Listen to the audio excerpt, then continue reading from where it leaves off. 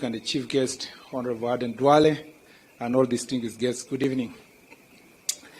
I am actually the least qualified to speak about Honorable Duale, and I consider myself extremely privileged that he has reminisced our interactions in a number of chapters of his book, from Kenya to The Hague and back. And since Honorable Duale is my big brother, I want to start by saying thank you very much for putting me in a book. At least if I don't write anything, someone will read me somewhere in your book, and they will ask themselves, who was this Murkomen?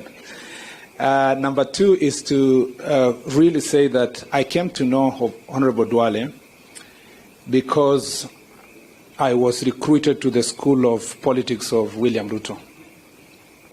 I was actually picked like the way Jesus picked his disciples. And those of us who have worked with President Ruto, you know he is deliberate in recruiting people to work with him. He actually recruits. So I was this political analyst, and one day he had looked for me, and I had heard a word that he had said derogatory things about me to my member of parliament. So he told my member of parliament, "Where were you when this one was talking all these things he's talking on TV?" I hear Lina told back and said, "But he was in ODM with you." I wasn't hearing you. So one day he calls me. Okay, coincidentally we met at the airport. And so we land in Nairobi. And he spends 2 hours speaking to me about leadership and politics. And so he recruited me to his school of leadership. And since then I've never left. That is where I met Aden Duale. I was a young boy, the briefcase carrier. Although I was a university lecturer at a young age, I was the one who used to take the notes behind the scenes. At some point, I was a Murkomen of Isaac Ruto, trying to reclaim UDM, which was being taken away from us. And soon thereafter, I became the Murkomen of the entire team to work on the URP agreement. And in the process, Duale was always there. One thing if you don't know about President William Ruto, he knows how to arrange his team like a coach would like Pep Guardiola would do it. Even though I don't like Man City, but he knows how to arrange his team. And so everybody had a strategic job to do in this URP. Even, I dare say, Honorable Chirao Hale Makwere had his role. Do you remember, Mr. President, I asked you, why would you go around with Chirao Hale Makwere? What votes will he bring? You told me, no, this is my Biden. because Obama was the president and he was younger, and there was a Biden old man called Chirao who was the vice president. So I said, okay, it's fine. So in the rallies I used to observe, Duale would speak at the most critical moment of the rally. And amidst the noise and the loud voice of Duale, there are very few public speakers who speak often consistently and deliver a message from the beginning of the speech to the end. If you doubt, go to the speeches of Honorable Duale.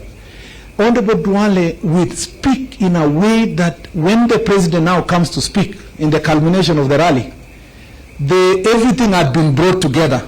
It is now number 9 who is going to score the goal.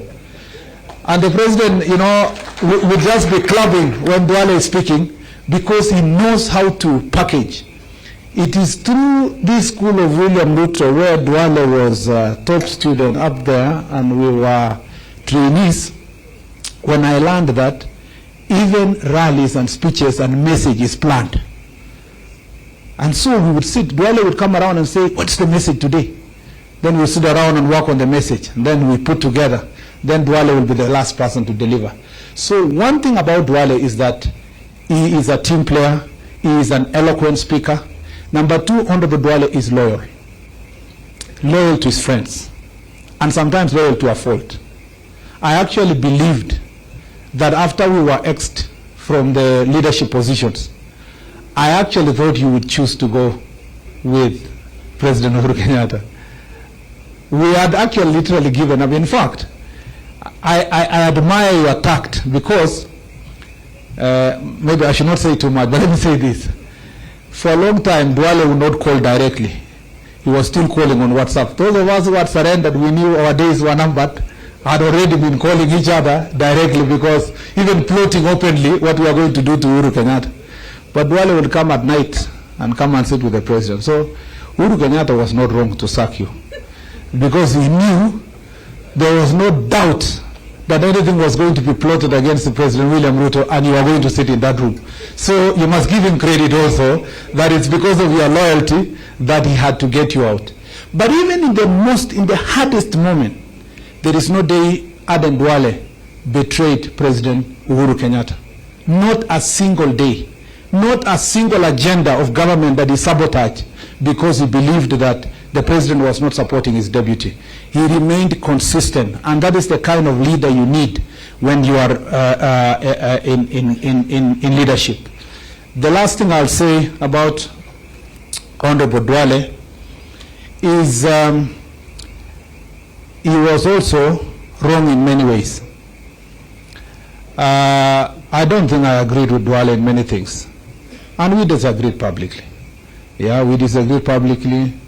Duale would get so worked up, and we would go and tell the president, you know, hii mtu yako ni msumbufu. Hii mtu boss, weka hii mtu kando za ingine. Particularly, we disagreed completely about the bicameral legislature. I was a mtu wa mkono of first majority leader of Senate, Professor Kindiki. And I think there are many things that you hurt us, Duale, because sometimes you are like an elephant. When you pass through a place and you believe in something, you will clear the path completely. And many of your friends will agree with me that if you believe in something, everything else will have to give way for it. And even where we wanted to compromise a lot, to negotiate and compromise bicameral legislature, we never, you are no time for compromise. That's where we lost you. And as my friend, I'll tell you the truth, as a honest man. But because memoirs is about history and times of all of us living, I did not come here to praise you. I just came to thank you for doing a good job. In the cabinet, I think time has come. When you dance in a stage, I think there comes a time you must exit so that others can play in that stage. Kindiki exited the stage, I became majority leader. I exited the stage, I think the current majority leader is doing even a better job than us. One thing I've learned, and I think that is something we must all learn from Dr. William Ruto, because we are all students of his school, including what he has forwarded here, is that as a leader you must not be petty. You must be ready to facilitate others to even be greater than yourself. And you must be patient in mentoring people. If President William Ruto was someone else, he would not continue to have Duale as his friend, because so many people came to him to tell him, you must leave Duale. So it was not just loyalty of Duale to President Ruto, but President Ruto was also loyal to his friends to a fault. And that's why he stood by Duale and the way he stood by him. I don't want to say much because I would look like I will be soliciting you to be kept in cabinet forever. Let me just say that I admire what you've done. You've challenged us. I am not ready to write a book now. Some of us are not as courageous as yourself. There are some things if you say now, some of us don't want to commit yet. And there are some things you said in that prologue. Honorable Duale, in men's conference this year, you will be disciplined. Thank you, Mr. President.